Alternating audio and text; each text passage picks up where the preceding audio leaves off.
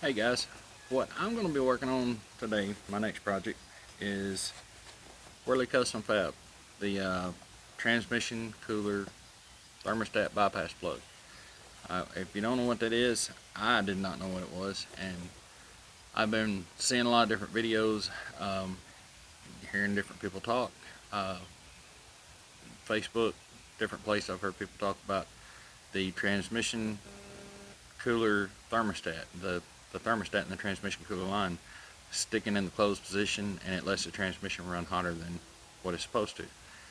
And in the older cars, that's all it used, was just the radiator to cool the transmission, and most of the older cars that I've owned. But they have a big cooler behind the front bumper of the truck, and what it does is that thermostat at a certain temperature will open up and allow the transmission fluid to run into that big cooler out front and really cool it down. But if that thermostat sticks closed, especially if you're towing heavy, well, that could mess you up. That could let you overheat your transmission. Now, I actually talked to a couple of people about my transmission is not really giving issues, but I do hear a noise when the torque converter locks up. And I had talked to some people about, it's almost got 250,000 miles on it, about doing a built transmission for it, and both the places that I talked to, both said that they wanted this installed when they did their transmission. So I thought, why not go ahead and do it and give me a little extra added protection between now and then. Now, the hottest I've ever seen my transmission at, and I do keep an eye on it when I'm pulling in the hills and stuff, was the 40-foot toy hauler, triaxle toy hauler that I took out to California. I watched it really good when I got out in the hills out there, because it was really hot. And the hills, I figured that's as hot as I was going to see it. And I think I may have seen it bump 200 one time, which I thought was excellent. That's not any reason to worry about it. But it's not about, it's more about when it fails. So this is more preventative maintenance than anything. So I'm going to go ahead and get this thing out of the box, show you what it looks like, see for myself what it looks like. I did cut the top of the box open, but I've not been into it. A little bitty dude. I think it's all of it. Yeah, empty box. And then this is the 2017 and 19 L5P DURAMAX transmission cooler thermostat bypass plug. There's that. Around. There's that.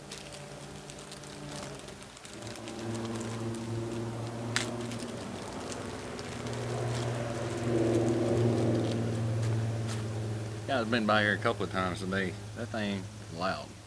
It's obnoxious. Anyway, so this is what you get.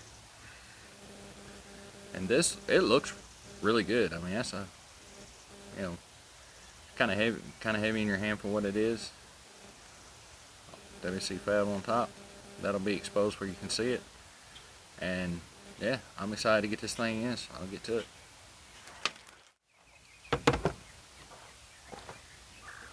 Okay, first thing I'm going to do, unplug the sensor right here.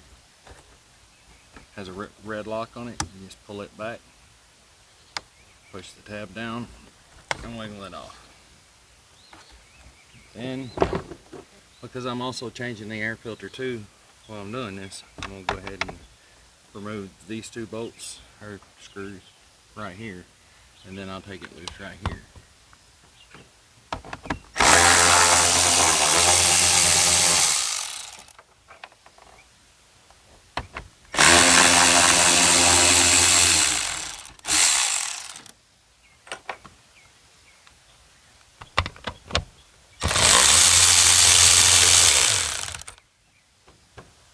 That should be enough to get, I hope, to get everything loose.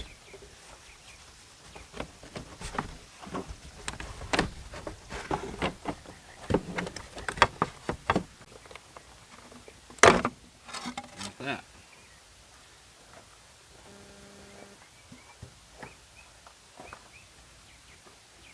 Look at this air filter.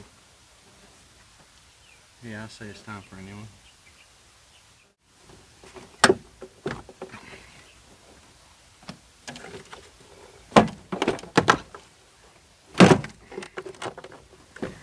guess you just have to get kind of rough with it because it literally just pops in.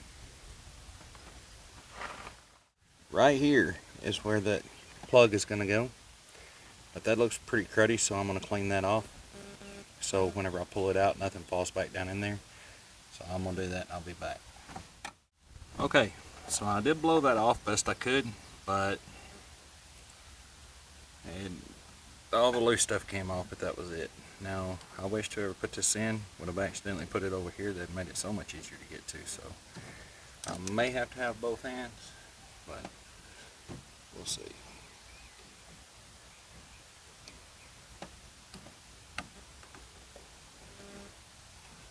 So we don't want that dude to go flying and having to get at it at an angle. There, I'm gonna grab it with both hands.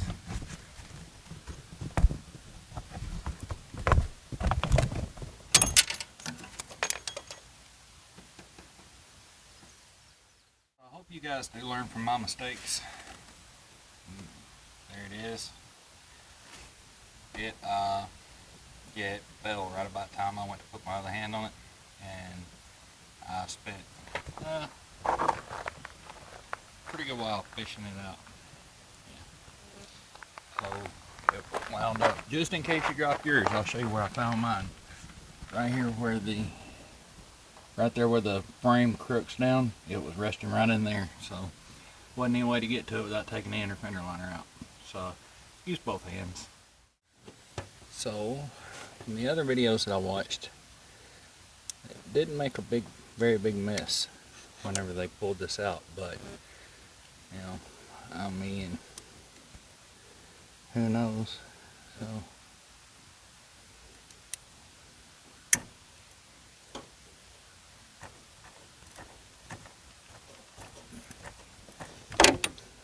that's going to take some wiggling too. Like I say, the other videos I watched, oh, they just reached right in and grabbed it and popped it right out. This is working better. The vice grips and pushing down, using it to prise, it just popped loose. I hear the transmission fluid dribbling back now.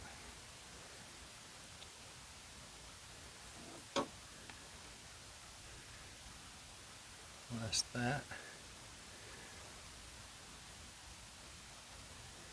Okay.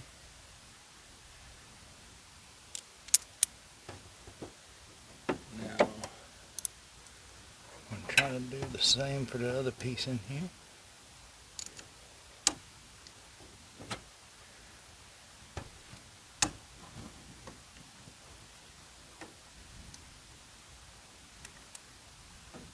That's that.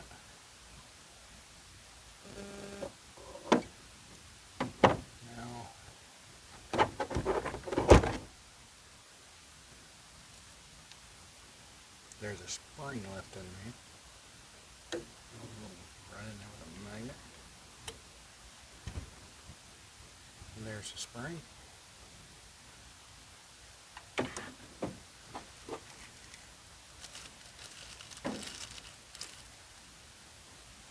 I'm going to try to get just a little bit of fluid on my finger and rub it on the O-rings on the new L5P plug.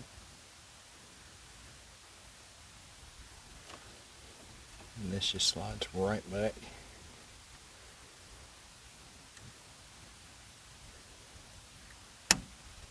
And they're like that. So now that that's in, I'm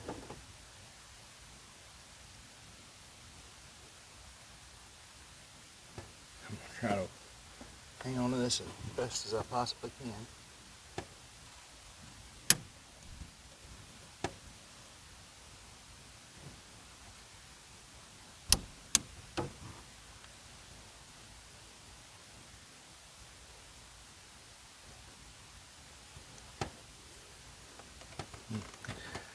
Rotate it, make sure it's in there good. I do not want that joker coming out.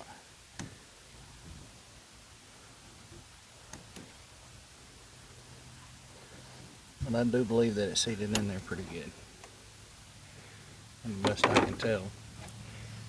And that's the insulation. If I would not have dropped the little C-clip there. This wouldn't have took. Pulling the air box out would have taken longer than any of it. If you have a hard time lining these push pins back up, that inner fender lining being out makes that easy. You can see both of them right here, get a good clear shot of them. There it is. Get the next part. That's one of the next things I would love to get, is one of the Whirly-Fab cold air intakes. I really like their cold air intake. I just haven't made up my mind what I'm going to do on some other things yet that wouldn't make sense for me to buy that and then go a different way on some other stuff.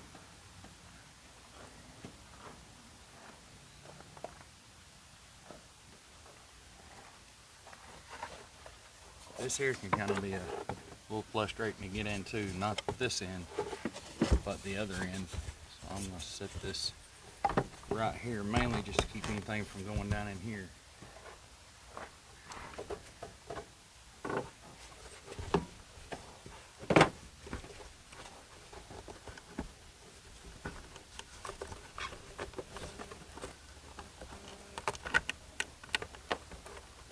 I'll line those little tabs up. And there's that.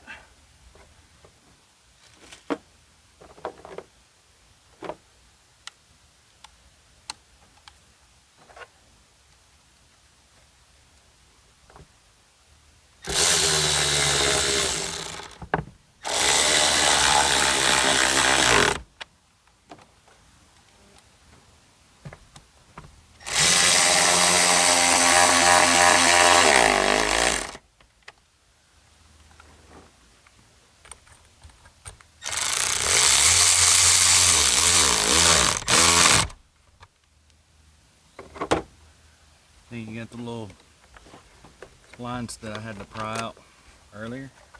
Just snap those right back in.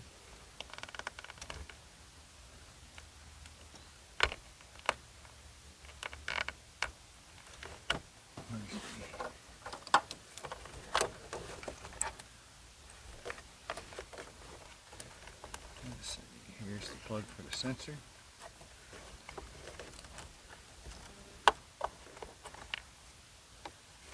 Go ahead and plug it back in. Just push it in firm, push your red lock forward, and